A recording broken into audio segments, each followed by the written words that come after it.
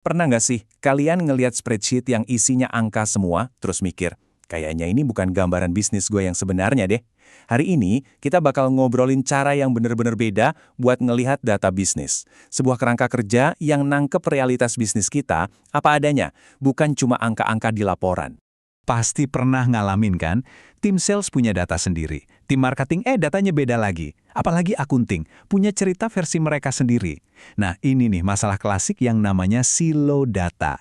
Informasinya kayak kekunci di masing-masing departemen. Jadinya kita nggak pernah dapat gambaran utuh soal apa yang sebenarnya terjadi di perusahaan.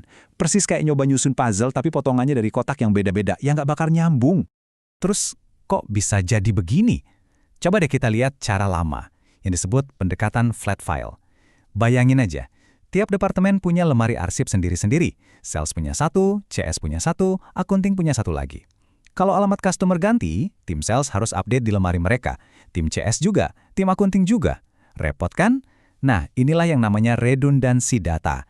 Satu data yang sama disimpan berkali-kali di tempat berbeda. Nggak efisien dan rawan banget salah. Bandingin sama cara modern, pendekatan database. Cuma ada satu lemari arsip pusat yang bisa diakses semua orang.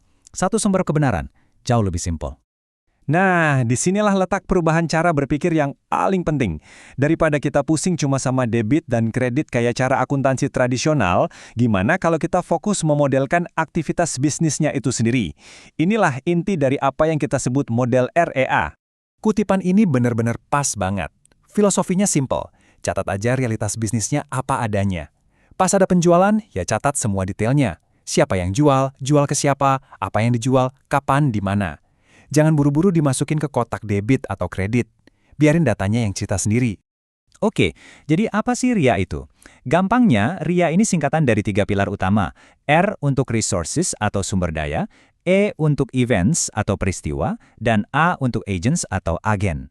Anggap aja ini kayak DNA-nya setiap transaksi bisnis. Yuk kita bedah satu-satu. Oke, kita mulai dari yang pertama, ya, resources. Pertama, resources atau sumber daya. Ini tuh aset-aset yang dipunya perusahaan. Sederhananya ini adalah apanya. Apa yang kita punya? Ya bisa inventaris di gudang, bisa uang kas di bank, atau bahkan mesin-mesin di pabrik. Pokoknya, semua hal yang punya nilai dan bisa kita kontrol. Lanjut, yang kedua adalah events atau peristiwa. Kalau tadi resources itu apanya, nah events ini apa yang terjadinya. Ini tuh tindakannya, aksi yang mengubah resources kita. Misalnya jual barang, terima pembayaran, beli bahan baku, itu semua adalah events. Mereka lah mesin penggerak bisnis. Dan yang terakhir, agents atau agen. Nah ini adalah siapanya. Siapa yang terlibat dalam peristiwa tadi? Setiap events itu pasti ada partisipannya. Bisa dari internal, kayak staf penjualan kita, dan bisa juga eksternal, kayak pelanggan yang beli produk. Aturan mainnya gini, setiap transaksi ekonomi itu minimal melibatkan satu agen internal dan satu agen eksternal. Oke, sekarang kita udah punya 3 balok bangunannya nih, resources, events, dan agents. Tapi, gimana cara mereka nyambung satu sama lain? Nah, disinilah kerennya model REA. Lewat sebuah konsep yang namanya dualitas. Anggap aja ini kayak hukum sebab akibat dalam bisnis. Konsepnya simple banget. Setiap transaksi itu punya dua sisi. Ada sisi kasih, di mana kita ngelepasin sesuatu, dan ada sisi terima, di mana kita dapat sesuatu sebagai gantinya. Contohnya, lihat di tabel ini. Kita kasih inventaris, sebagai gantinya kita terima uang tunai. Atau, kita kasih uang tunai buat terima inventaris baru. Setiap kasih pasti ada pasangannya, yaitu terima. Itulah yang disebut dualitas. Oke, kita udah ngerti nih cara kerja REA. Sekarang pertanyaan besarnya, so what? Kenapa ini penting? Apa sih kekuatan sebenarnya yang bisa didapat bisnis dari model ini? Nah, ini bagian revolusionernya. Model REA itu bilang, lupain deh buku besar sama jurnal. Itu cara lama. Daripada kita maksain data masuk ke format yang kaku, mending kita catat aja setiap peristiwa bisnis sedetil mungkin. Nanti, dari kolam data yang kaya ini, kita bisa bikin laporan apa aja yang kita mau. Laporan penjualan, neraca, laba rugi, apa aja.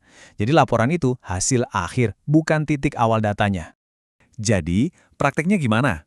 Artinya, setiap tim di perusahaan kalian bisa dapat jawaban yang mereka butuhin dari satu sumber data yang sama.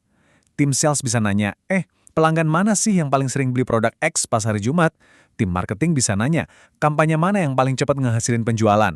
Semua pertanyaan ini bisa dijawab. Kenapa? Karena yang kita catat itu realitas bisnisnya, bukan cuma ringkasan akuntansi. Ujung-ujungnya, ini soal dapat insight yang lebih dalam dan bikin keputusan yang lebih cerdas. Oke.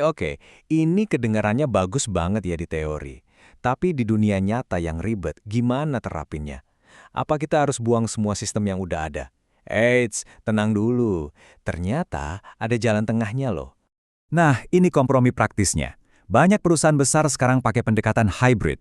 Jadi, buat operasional sehari-hari, mereka pakai database area yang super detail. Ini ngasih tim sales, tim logistik, data real-time yang mereka butuhin banget. Tapi di belakang layar, sistemnya secara otomatis ngerangkum data ini jadi format buku besar tradisional. Buat apa? Buat urusan pajak dan laporan resmi. Jadi mereka dapat lincahnya operasional dari area, tapi juga tetap patuh sama aturan. Keren kan? The best of both worlds. Ini ngebawa kita ke satu pertanyaan terakhir yang menarik banget. Kalau bikin laporan keuangan nanti bisa otomatis langsung dari data peristiwa, terus apa dong peran akuntan di masa depan? Mungkin perannya bakal berevolusi, bukan lagi cuma jadi pencatat angka, tapi jadi ahli strategi data. Jadi orang yang bisa menyelam ke dalam kolam data ARA buat nemuin insight yang bisa nentuin arah bisnis ke depan. Gimana menurut kalian? Coba deh dipikirin. Terima kasih udah nyimak pembahasan kita kali ini.